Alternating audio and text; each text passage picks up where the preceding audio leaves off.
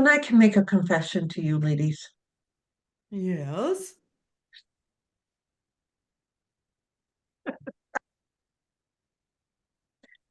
Believe me, you won't write home Tell about us it. more. I was, I am reformed, a self-help book junkie. But here's my confession. I would read them and then put it all away. I had all these tools and would never implement them. And somebody once said to me, because I couldn't decide like what I wanted to do from it. Well, no decision is a decision. And that used to irk the heck out of me. I could never understand it until one day I was buying another self-help book and I was like, why? You don't implement the tools you have now. Where's the magic in this book? So now I'm looking up because I have this library, and now I am rereading my books. And I'll tell you what, it's pretty enlightening. So, are you a junkie? Don't you think that's common? Don't you think it's like just seeking more and more knowledge because I just need a bit more, I need a bit more, and then I'll do what needs to be done? I think that's very common. I don't know if it's common or is there a piece of fear in the because you have to make a change to implement what you're learning. Yeah, and it's easier if you I just keep getting more knowledge. Yeah. yeah, but I think you know what it's seeking the silver bullet is what it is. It's seeking that magic pill that's going to be like, okay, that really is what's going to make all the difference to me in the world. Because Gonna all change of my the stuff, world. that's right. This is going to be the thing that's going to make all the difference. Because the problem is that in virtually all of the self-help books that are out there, the things that they ask you to do, the things that they are prescribing that you do on a regular basis seem to be so easy to do that that possibly cannot be the answer. It cannot possibly be the answer that I journal and sit and, journal down what my emotions are. That can't possibly take me anywhere. So let me buy a new book and I'll try to read something different. Yep. I know for me, that was my journey on the shelf help, where I had shelves full of self-help books that, I would just keep buying them, buying them, buying them. Some I've read, some I haven't. But I would have to say that going through the coaching certification and journey that I have been on, virtually everything that we ask anybody to do, any of our clients to do, asking the things that I needed to ask of myself, it really wasn't that hard to do. And it was because of that, it's easy not to do. Like we Yeah. talk about the work. Okay, here's the work. You need to, take care of yourself on a daily basis. You need to, read 10 minutes a day, whatever it is, right? It's like, okay, well, that's not going to impact my world. Come on. Give me the thing that's going to really, impact my world. And we don't realize that it's those small changes made every day, the 1% that you're working on every single day that has the biggest profound impact a year from now, 6 months from now. So do you think that's why we get all these tools and we choose not to implement them? Because we're looking for that quick, magical, that's it. Okay, I'm healed now. That, and I think people are looking for something that is harder than what the tools actually are. I think people think that change, self-change, because there are feelings of resistance and there are feelings of challenge, and you feel like it is going to be hard to do, therefore the process must also be hard to do. The process can't be easy and then have the result and still have all of this ickiness and all the feelings and all the judgment and all the, right? That can't Right. possibly exist with an easy process. Right. But arguably it is an easy process.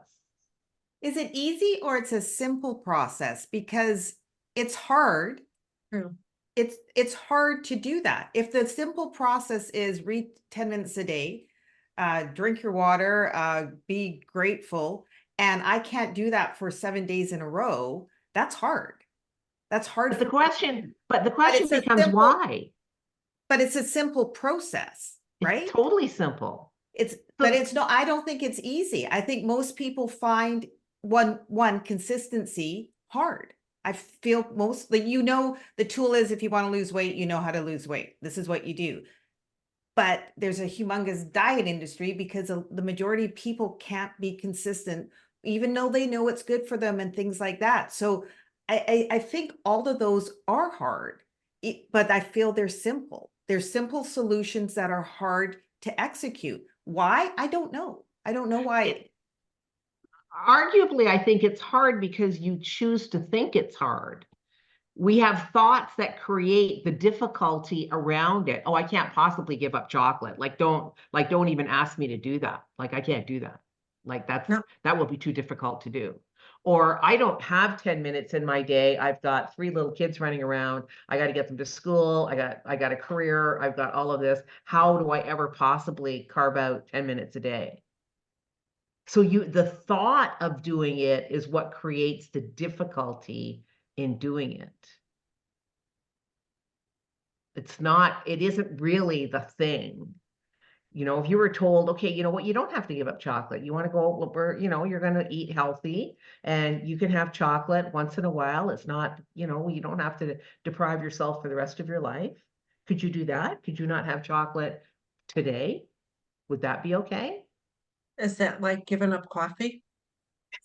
Okay, that's different. Come on, that's different. Coffee. Let's not talk about coffee. Sorry, you'll have to have seen the previous episode to understand why I'm teasing you about her coffee. But I mean, that is true. I mean, if coffee was something that I wanted to give up because I thought, oh, you know what, this isn't really that good for me. I shouldn't be drinking the amount of coffee that I'm drinking. Then I have to now live with whatever thoughts come up about giving up the coffee. That's what makes it actually hard to do. It's because of the self-imposed nonsense I give myself. I still think it's the consistency though, because if even something as simple, I am going to go out for a 10-minute walk. I have no kids, their kids are at school, all of that. I'm going to go out. It's raining. Maybe I'll wait till tomorrow.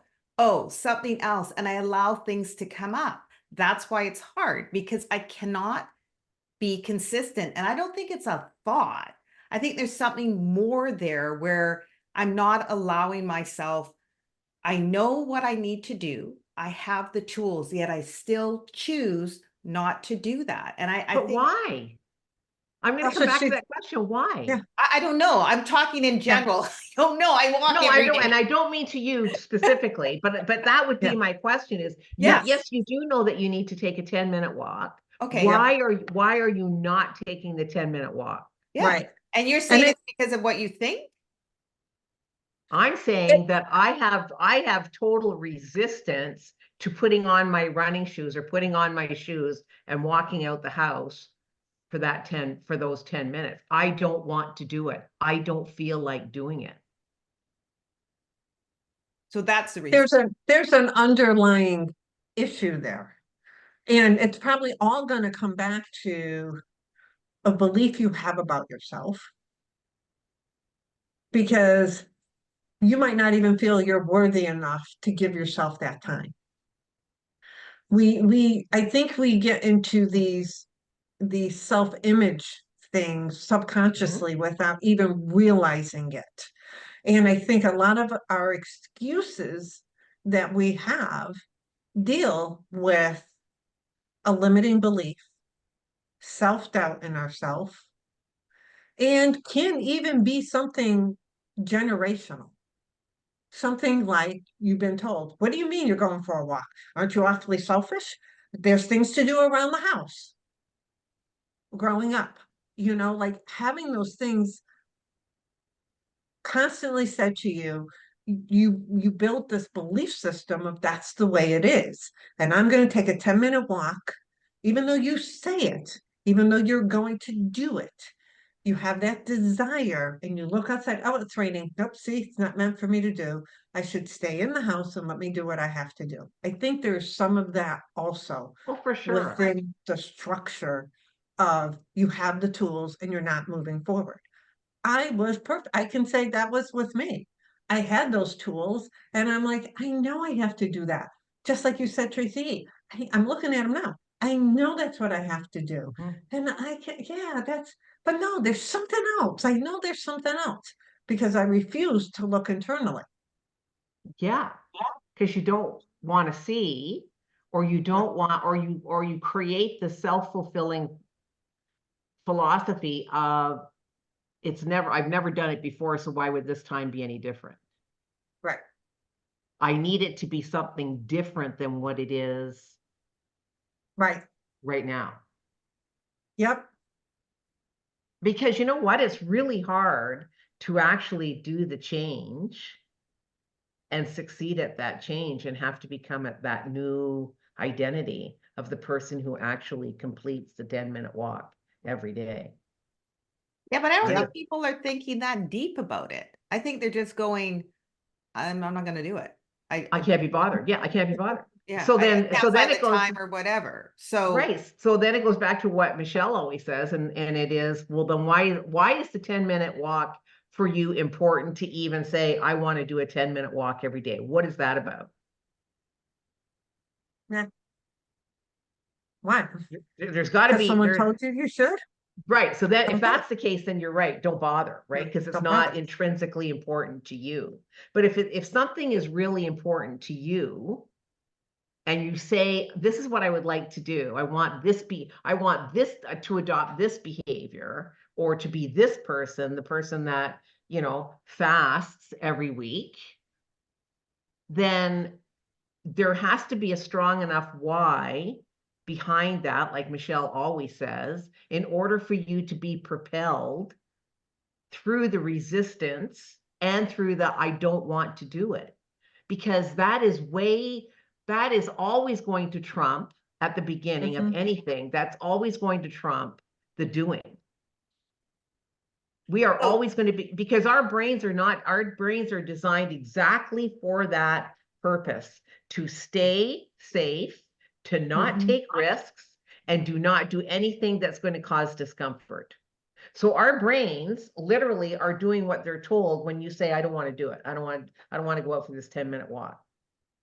Because you are actually overriding your resistance and your emotional being to say, no, I'm going to do this. This is going to be important to me. And I'm going to show you, brain, that this isn't this big of a deal. And so you go out and you do it. And then you have to do that for however many days in a row before all of a sudden your brain goes, oh yeah, we're doing our 10-minute walk. This is not a problem for me anymore. And it will eventually get there. It will eventually get there. And that, like, the number of days or whatever can be different from anybody. But whenever it is we attempt to make change, our brain is not going to want us to do it. I know, but there's the intent to begin with. You're not buying the self-help books because you're not interested in growing as a person or Right. all of that Yeah. stuff. Yeah. Oh yeah. That's all there. And you are 100% in there. You're gung ho. This book is going to do it. And it's most likely because one, you heard about it, Your friend probably read it and said, oh, this book changed my life.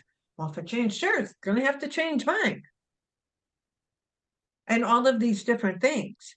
I think the intent is always there. My intent was always there. Absolutely. No, positively. No doubt about it. I can do this.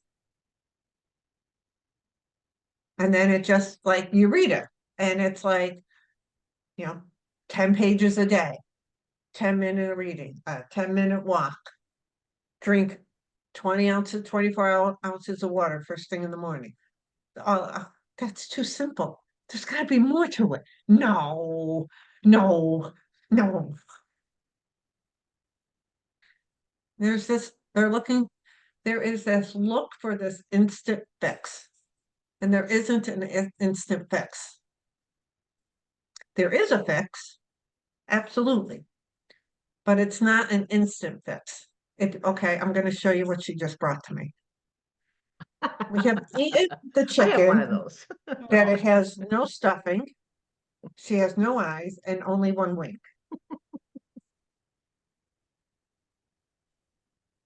So, but I think, viewer, for you, why did you buy this book? What was the reason for the purchasing the book? Mhm. That's what you have to kind of ask yourself. Is it, and as my youngest son always says, is it the next shiny thing that you think is going to fix you? And I'm not saying that you have to be fixed.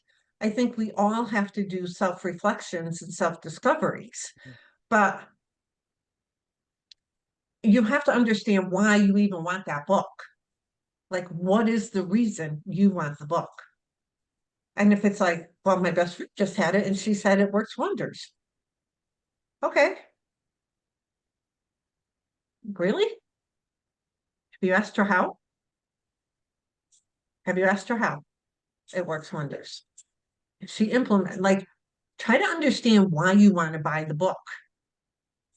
That's where we have to start.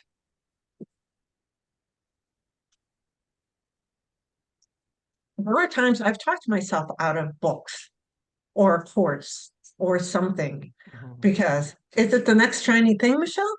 Or do you really feel it's going to bring a value into your home?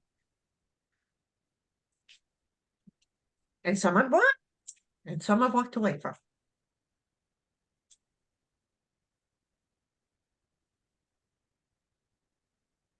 I do want to go back to what you said though, Tracy. It's easy not to do the stuff. It's just so easy not to do it. Yeah. Mhm. Yeah. You know, you're given a set of instructions and it's like, oh, yeah, I can't be bothered. I'm not gonna. Or you do it for 2 days in a row and then it's like, this is too hard or can't be bothered or, oh, I forgot today, so that's it. That the all or nothing mentality. You know, Yep. you've missed it one day, so that's it. There's no point in going back and trying to start it again because you're just going to miss it another day. And then what does that mean about you and all that, all of those things that we do to ourselves, right? Yeah, But what if it is easy? it it's simple. Again, I use the word simple over Okay. easy. Yep. I feel it's simple And and I do like, like that. I do like that, Tracy G. It is simple. but I see it with Yes. my kids, right? And I go, there's 4 things you need to do right now, and your life would just be the most amazing life, right? In your early 20s. But you think they listen to me? Because to me it's so simple, and it's not like it's like just things that you should do. Like I could look at my husband and say the same thing. I could go do these 4 things and you'd be, next level in what you wanted in your life. But they wouldn't do it because even though it's simple, like we have all these blueprints out in the world, especially now, that whatever you want, you can achieve. And so if you want that, someone's given a blueprint or path or steps or whatever, you just have to follow it. And the majority of people aren't following it. And I just find that fascinating because in this day and age, it's so simple to get there. That's it. I I think along the way, as you change, you end up losing, and that scares people. I mean, losing the old person you might be, Mhm. losing friends, losing your identity, losing things, that is a scary part also. Whether it comes down to losing weight, whether it comes down to finding a new career, whether it comes down to organizing your home, something, your change is not just your change within yourself, it's also a change around you because people might like the old you Mhm. and don't want that to change. And so there's that also conflict there that Because you in have order to. to become something different, you have to be willing to shed something in order to become that person, even if it's just a 10-minute walk. And I'm not saying just even, because that in and of itself is a big deal. So just becoming the person who walks 10 minutes a day means that you are shedding an identity of the person who isn't that. Mhm. And doing that 10 minutes a day, what else is that going to foster? Maybe Mhm. nothing, but what else is that going to potentially foster in your life? Does that mean that maybe I will be the one that drinks 24 ounces of water before the coffee? Could be. Right. And then what does that do? It's like, and that's why it's like when we think, we also tend to think, well, if I just do 10 minutes of walking a day, that's not going to do anything. That's not going to change my life. Come on, it's a 10-minute walk. But the reality is that it actually does. Mhm. It actually does. Just like drinking 24 ounces of water before you get your cup of coffee, Tracy. Yes, yes. We'll have to see about that one, but I'm not sure my why is strong enough for that, Michelle. Hey, come on. I already said I was going to do the fasting challenge. I We'll see. know, I know. Viewer, you have to go back and watch the previous episode on fasting to understand why I'm rousing Miss Tracy. Believe me. So, viewer, what do you think about grabbing the tools and then choosing not to use them? Has that happened to you? Or every time you read something or choose that, do you go all in? And then when you go all in, how long does it last? We would love to hear your comments on this. And if you have questions on it, please make sure you put it down below. Don't forget to subscribe. Share this with somebody who has a confession, just like me, was a self-help book junkie. And don't forget, hit notify so you're notified of all of our episodes. Thanks for watching, and we hope to see you as a regular member of our community.